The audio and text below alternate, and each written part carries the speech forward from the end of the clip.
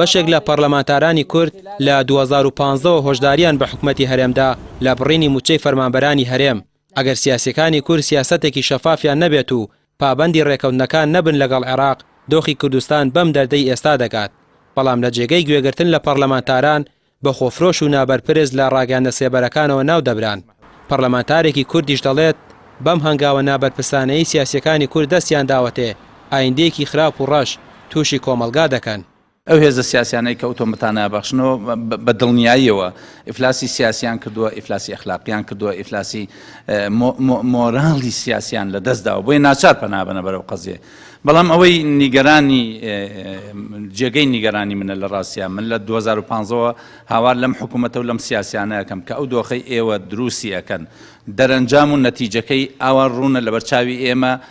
بۆیە خوازیار بووم نەگاتە ئەم دۆخە بۆیە لە ئێستەوە دووبارەیەکەمەوە ئەوەی ئەمان ئێستش بەتەماینی لە پاشە ڕۆژە مستەقبلێکی ڕەشتر تاریکتر شپرزەتر چاوەڕێی خەڵکی هەرێمی کوردستانەکە بەهۆی ئەو سیاسیە ناپرۆفشناڵانەی کە ئێستا تەنها بەرژەوەندیەکانی خودی خۆیان و خانەوادەکانیان لە بەرچاو گرتووە بۆیە خوازیارم لێرەدا وەستانێک بکەن هەڵوێستەیە بکەن چاوبگێڕنەوە بەوەی کەوا لە ماوەکانی پێشوە پێشکەسیان کردووە ئەو دەرەنجامەی داوە ئەوەی لە ئێستادا ئەیانەوێ بیکەن بابەت گەلێک بەکارهێنن کە بابەت گەلێکی سواوە بەڕاستی بۆ ئایندەیەکەی و ئایندەیە جیاوازە لەو رابردووی کە لەو پێشەمان بووە التصويت على مقترح اللجنة لتعديل المادة 1 تصويت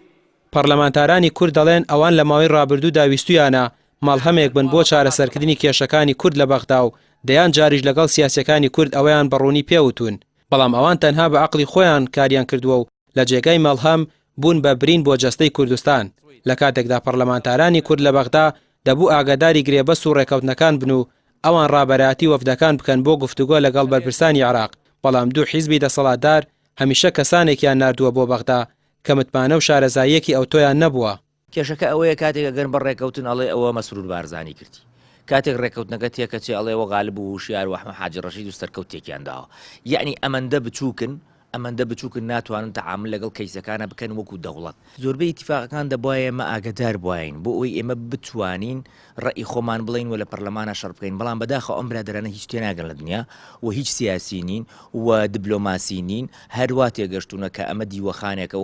ینی وەکو خێڵ و ئانە تەعامل لەگەڵ بابەتەکەکەن نرجع لل 2019 تحسب أعلى نسبة تمويل بەوتەی پەرلەمانتارانی کورد لە بەغدا کورد بۆ ڕزگاربوون لەم چاڵەی کە خۆی بۆ خۆی هەڵیکەندووە و خۆشی ئێستاتەی کەوتووە دوو ڕێگە چارەی لەبەر دەستدایە یان دەبێت پابەندی ڕێکەوتنەکان بێت و نەوت و بەشێک لە داهاتەکان تەسلیمی بەغدا بکات یاخود دزی کەم بکاتەوە و لە فرۆشتنی نەوت و داهاتی نێوخۆ و باج و سەرانە و داهاتی خاڵە سنووریەکان موچەی فەرمانبەران دابین بکات ئەگەر نا وەک پەرلەمانتاران دەڵێن دیسان سیاسیەکانی کورد بە عەقڵی خۆیان بکەن و گوێ لە خۆیان شارەزاتر نەگرن خەڵکی کوردستان بەرەو چارەڕەشی و نەهامەتی زیاتر دەبن